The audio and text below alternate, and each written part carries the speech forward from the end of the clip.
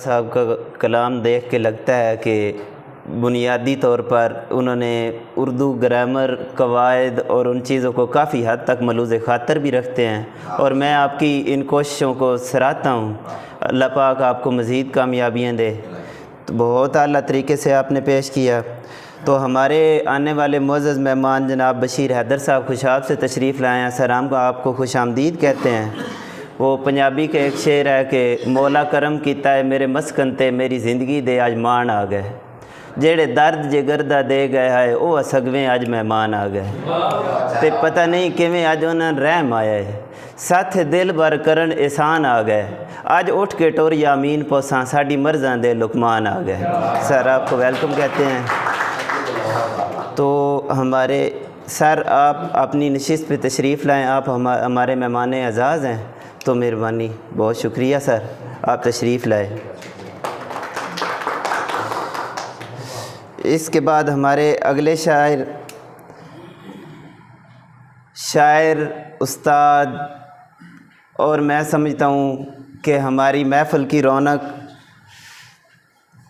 جناب ان کی نظر ایک شعر، محفل میں چار چاند لگانے کے باوجود، محفل میں چار چاند لگانے کے باوجود جب تک نہ آپ آئے اجالا نہ ہو سکا۔ جناب پروفیسر ریاض صاحب آپ کو خوش آمدید کہتے ہیں، آپ آئیں اور اپنا کلام پیش کریں۔ پروفیسر ریاض صاحب۔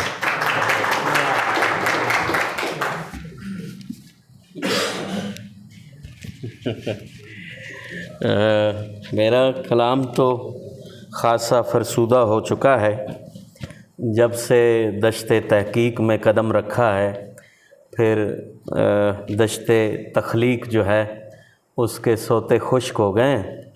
بہرحال کیونکہ شعری نشست ہے تو میں چاہوں گا کہ میں بجائے کوئی اپنا فرسودہ کلام سناؤں، اگرچہ کہ یہ شاید روایت نہیں ہے، لیکن میرا دل چاہ رہا ہے کہ بچے آئے ہوئے ہیں ہمارے کچھ اسٹوڈنٹ، تو ان کو ہم فیض صاحب کی ایک نظم سنا دیتے ہیں۔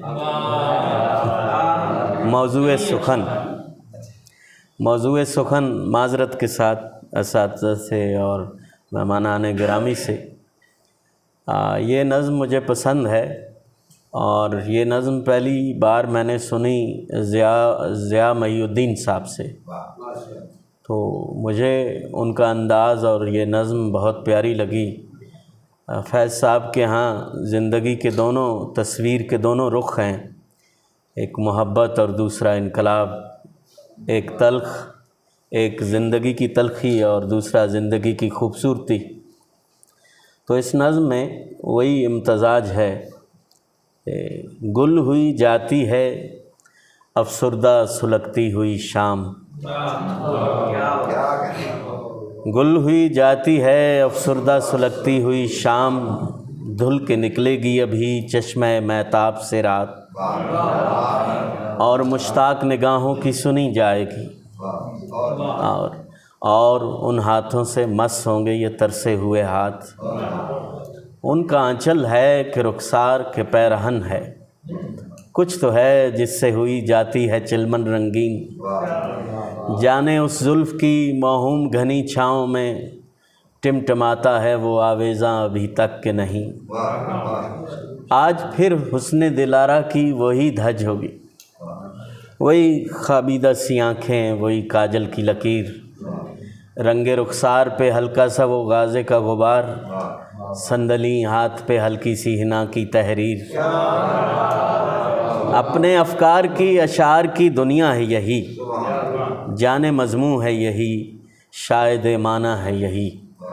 اب زندگی کا دوسرا رخ، آج تک سرخ و سیاہ صدیوں کے سائے کے تلے آدم و حوا کی اولاد پہ کیا گزری ہے، موت اور زیست کی روزانہ صف آرائی میں ہم پہ کیا گزرے گی، اجداد پہ کیا گزری ہے، ان دمکتے ہوئے شہروں کی فراواں مخلوق کیوں فقط مرنے کی حسرت میں جیا کرتی ہے، یہ حسین کھیت پھٹا پڑتا ہے جوبن جن کا، کس لیے ان میں فقط بھوک اگا کرتی ہے، یا رقصم پراسرار کڑی دیواریں جل بجھے جن میں ہزاروں کی جوانی کے چراغ، یا ہر ایک گام پہ ان خوابوں کی مقتل گاہیں جن کے پرتو سے چراغاں ہیں ہزاروں کے دماغ، یہ بھی ہیں۔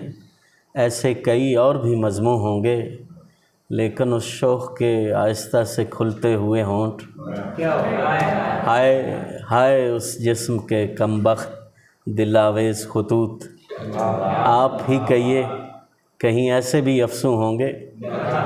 اپنا موضوع سخن اس کے سوا اور نہیں، طبع شاعر کا وطن اس کے سوا اور نہیں۔ تو اسی مطلب رومانوی عہد کی ایک میری نظم بھی سن لیں، کیونکہ میں بطور شاعر آیا ہوں۔ تو محبت کی طبیعت میں عجب اسرار کی خو ہے، جہاں اقرار کرنا ہو وہاں انکار کرتی ہے، جہاں پہ کچھ نہ کہنا ہو وہاں تکرار کرتی ہے۔